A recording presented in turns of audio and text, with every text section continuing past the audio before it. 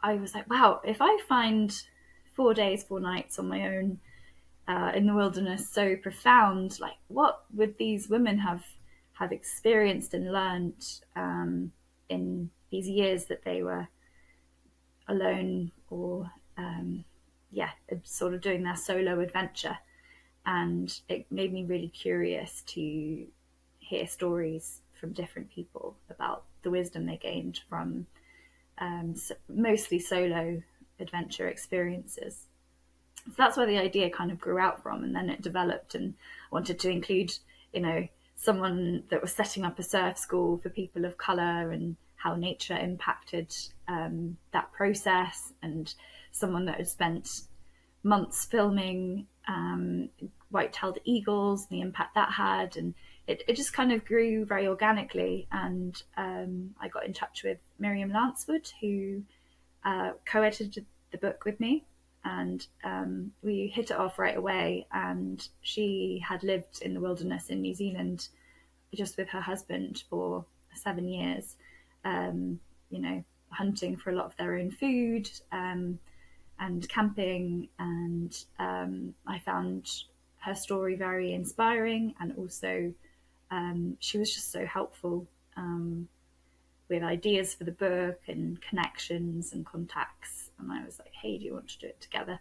So we did, and it was a brilliant, brilliant experience. Had a really nice time working together.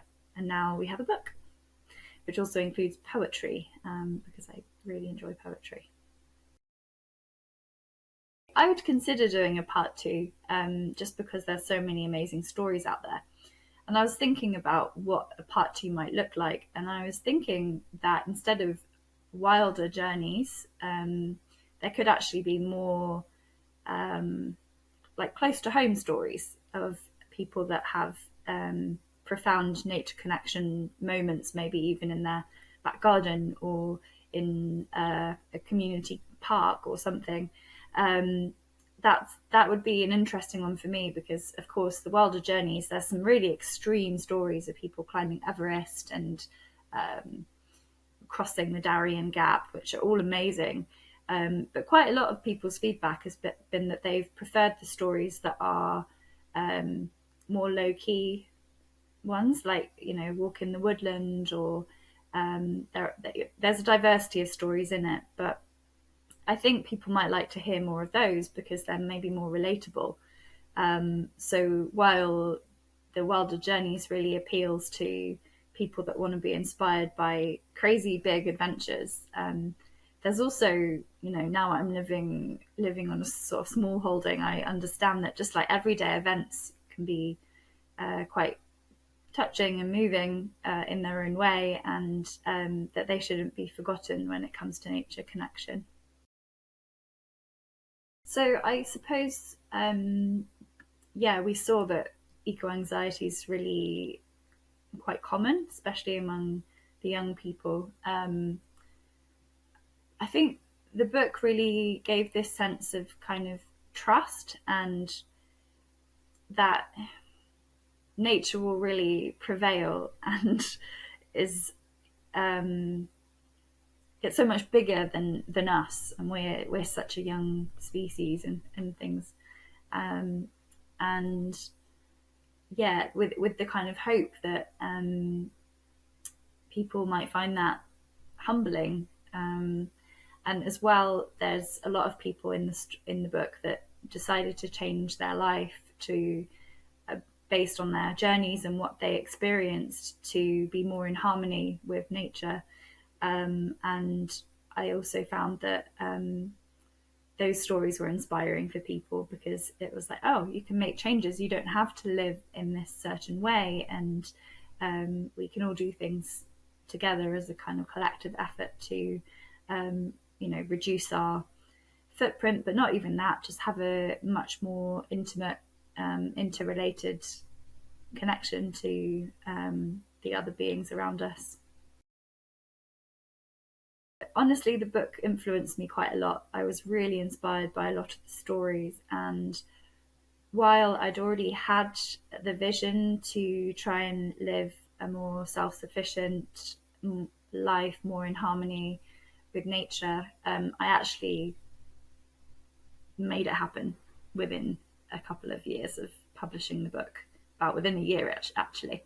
And yeah, now, as I said, I live on a small holding, and there's eagles flying above, and I'm growing vegetables and rearing chickens, and there's just sort of all the beauty and also challenges of living in this way that I'm experiencing. And I'm also realizing, yeah, the excitement and the beauty in being able to make things from what's in your environment. And it's such a privilege, really, to make art. I'm experimenting with making pigments from plants, and being able to rear chickens to eat the eggs. And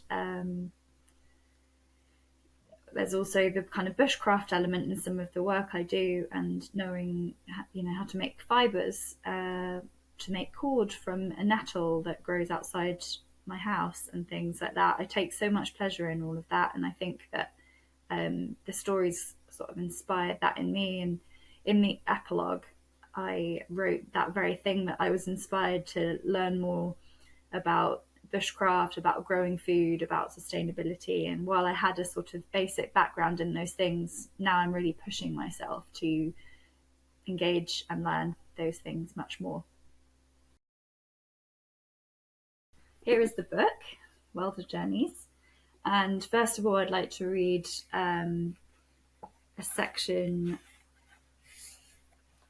by Angela Maxwell. Really, really, really love this part. So Angela, she walked across the world, and she walked across Australia, and this is about an experience in the desert. Spending time in nature and listening to my heart, as I did with the crickets and the birds, saw the self-doubt and criticism I had carried through my teens and 20s quietening, and a new voice shone through, my own inner voice. A voice that told me I was capable of anything I wanted to do. A voice that reminded me that although I had no experience in walking alone across vast distances, I was doing it, and I was enjoying it unlike anything else I'd done before. I made a vow to listen to that voice above all else. When I hit a fork in the road, I listened to whether I should go left or right.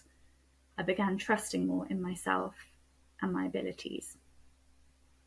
So that's an example of how a wilderness adventure had just a profound effect on someone's own trust of their own instincts. And I think instincts was something that came up a lot in the book, of just, the more time you spend in the quiet of the natural world, the more your instincts heighten. And I remember, Miriam talking about that in her chapter 2, of just being much more aware of what was happening with the weather and with other animals. And she was aware of alarm calls by birds and what impact that might have on their own situation. It's called The Nightingales in Concert.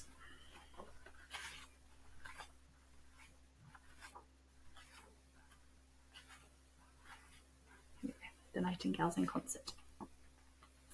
Under the light of the stars and held by the embrace of dark trees, we listen. Listen to the song of sweet simplicity, a resonant reminder of times gone by when the nightingales ruled the skies. How sad that I compared the sound to a machine when I should be comparing a machine to their song. And no, the Nightingales isn't a band name. The car noises in the background are more familiar. Planes flickering in the dark, the metal birds that now rule the skies instead. But tonight, just tonight, we're here for their concert. A concert of longing and loss and love and hope. A story of survival in times of adversity. A song of reproduction and repopulation to drown out the cars. I feel a stirring inside me, the will to create a life where the birds are my alarm clock, where the ecosystem is my network, and where my brain is the only hard drive.